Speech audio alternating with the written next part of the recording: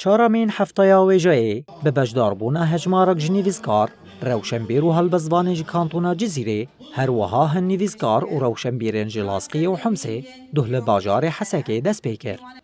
Destpêkê li ser navê dîwana wêjeyê, endama rêveber a dîwana wêjeyê ya Bakor û Rojhilatê Sûriye Botan Hoşê bi xêrhatina hemû beşdaran kir. Piştre semînerek bi ser navê Asûyên Hevkariya Wêjeyî li Sûriye piştî guhertinê ji hêla nivîskar û helbestvan Diya İskenderve hat dayîn. Derbarê semîner û çalakiyên hefteya wêjeyî de endama rêveber a dîwana wêjeyê li Bakor û Rojhilatê Sûriye Botan Hoşê hin hûrgûlî li gel Rojava TV parve kirin. إيرو رجع كمج حفتة ويجي حفتة ويجي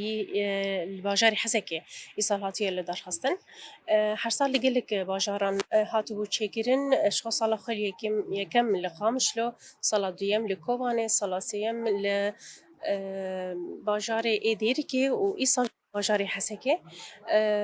شخو حفتة ويجي لسر شش روجانة أو شش روجانة سمينر وبانيل تين گفتگو کرن هر وهاجي خواندنا چیروکان و هلبستان هر دو زمانان عربی و کردی جی تیکرن شخود داویا هفته ویجی دجی انجام نامه هی انجام نامه د انجامانی قاش گفتگو کرن پیشنیار پلانسازی اکو میوان اکو تولید بن و پیشنیار دکن براستی ام همو کم دکنم دکنوک انجام نامه اکی و کارب دیوانا ویجی لسر ساله که خبات جبوان پیشنیار و پلانین که هاتیه کرن. Ji aliyê xwe ve nivîskar Kemal Necim diyar kir ku heftaya wêjeyî ay sal bi rengekî nû tê. Ji ber ku mijarên dêwarê nîqaş kirin wê rengîniya civaka Sûriye bidin pêş. هر دو روژان سمینرک و پانلک درباره مجارکی جدایه مجارین ایسال لگوری روشک و لسوریه